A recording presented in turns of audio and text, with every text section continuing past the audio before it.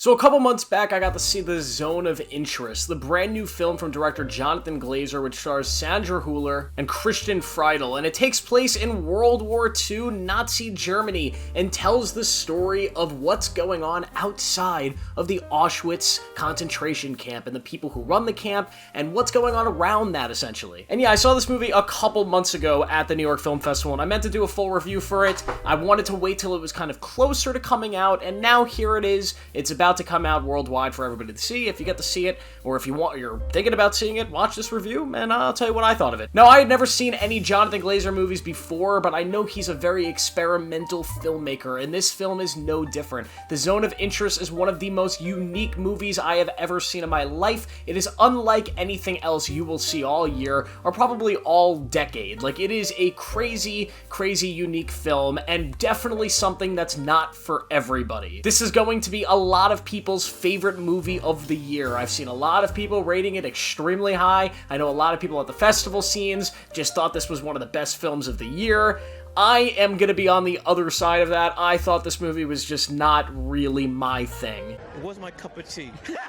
Now, I am somebody who is a huge history buff. I love history movies. I love movies that take place in this setting, about World War II, about the Holocaust. I don't think we can get enough movies that cover this subject because it is one of the most important things that has ever happened in our world, and there is just so much real storytelling, so many real things that can be exposed to the world through filmmaking on this subject. And this is a film that definitely is an incredibly interesting take on this world and an interesting story where we actually get to follow this pretty evil Nazi family, or at least these Nazi people, and we get to see the culture and the mindsets that they have and how they go about their everyday life living outside of Auschwitz, and you know right on the other side of these walls the atrocities that are going on. And this movie is really supposed to just show the contrast between the Nazis and what was going on in Auschwitz, and it's supposed to show us how normal what was going on in Nazi Germany during the Holocaust, how normal it was for all these people, and how it had etched its way into the culture and the mindsets of its people, which I think might be a social commentary on today's day and age, or it might just be a social commentary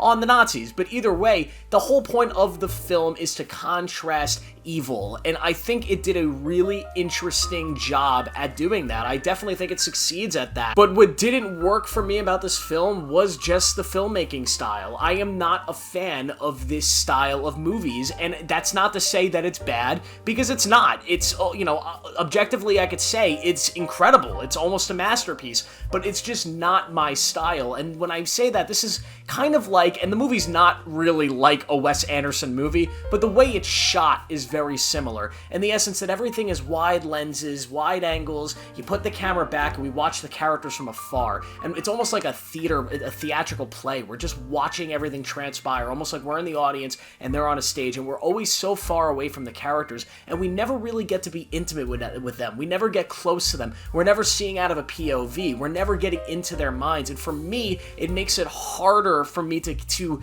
understand characters and connect with relationships when it is this farther wide-angle take. And it's why Wes Anderson movies don't really entirely work for me, because they're kind of lacking that humanity that I love for my films. And this movie lacks humanity for a couple reasons. One, for a reason that it should lack humanity, because it's about characters that are completely oblivious to their own lack of humanity. But also because of the way that it's shot and the way that it's filmed, it almost pulls you away from the characters, when I feel like a story like this would have been so much more impactful for me personally if you were right there with them. The camera was right, close, tight on them, and you had a script that better expose these characters in a way. But that's just me. This is not me saying the movie's bad because of all this stuff. No. In fact, all of these things that I don't like probably make this film particularly better, and it is what connects the film with so many other people and has garnered so many great reviews. But I just want to say, it's just not my thing, and if it's not your thing, then you're probably not going to enjoy this movie. And because of that slow style, that wide style, this movie is really slow. It is an extremely slow-paced movie. It's an hour and 46 minutes, but ends up feeling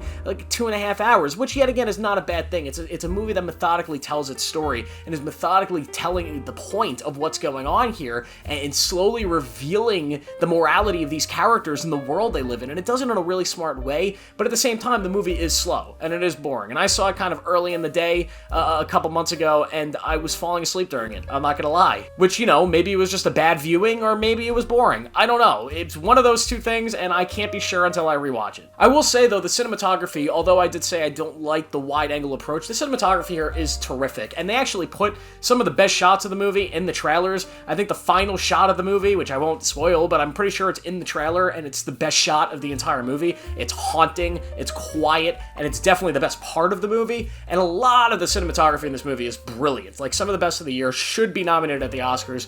Is it going to be? I don't know, but it's some of the best cinematography you're going to see all year. The performances. Well, Sandra Hüller gives one of the best performances of the year in Anatomy of a Fall. Here, she's good. I mean, I don't really remember anything she did in this movie, but I don't remember anything bad about it, so she's good. She does a decent job. But yeah, go watch Anatomy of a Fall, because holy shit. But everybody in this movie does a decent enough job. The point of the movie is kind of to immerse you in the world and for you to forget that you're actually watching a movie, so these characters aren't doing anything explosive or super emotional. They're just kind of living, and at that, you know, when you put that in perspective, it works. It works really well. And although the performances aren't standoutish, nothing really stands out particularly, they're all done well enough to immerse you into the world of the story. Now, when it actually comes to the historical purpose of this film, actually covering the world and the place that it's in, does this film do as good of a job as something like a Schindler's List or The Pianist, sorry. I would say probably not. I did not feel that emotionally distraught watching this film as those did, even if those were a little bit more, you know, explosive with the way that it depicted some of this. This movie depicts the Holocaust in a very quiet way. It never shows you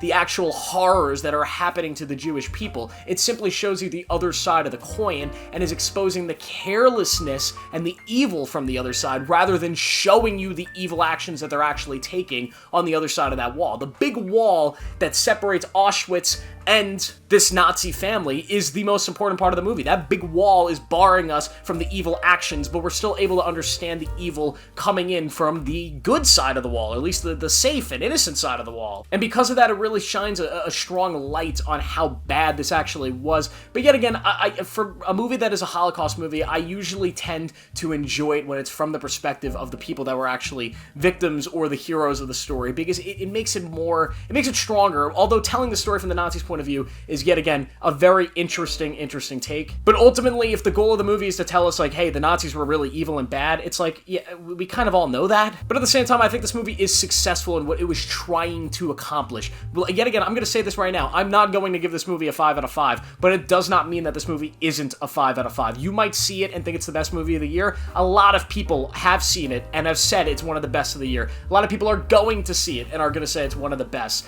For me personally, it's just not my type of movie. It's not the movie that I connect best with, and it's a movie that I cannot give a great review for, a great score, just simply because for my taste, it's not my thing. But I respect the artistry about it. I respect what it was trying to do. I love the cinematography. There are aspects of this movie that are beautiful. The score is super unique. The movie as a whole is one of the most unique things you'll see, and ultimately, I respect and appreciate the fact that this exists, and I loved my experience of watching it. Although I was kind of falling asleep a little bit, I definitely enjoyed a lot of what this movie had to offer. Yet again, it's just not entirely for me. So because of that, I'm going to give The Zone of Interest a 3 out of 5. I think it's good. I think there's a lot of stuff in it that I don't love, but ultimately, you guys got to see it and make up your mind for yourselves, because this is one that I don't feel like I'm in the best position to review. So that's the video. Hope you guys like it. Make sure to like it and subscribe for more. Make sure to click the video on your screen right now to see a teaser for my new film. Turn on notifications, and I will see you in the next video.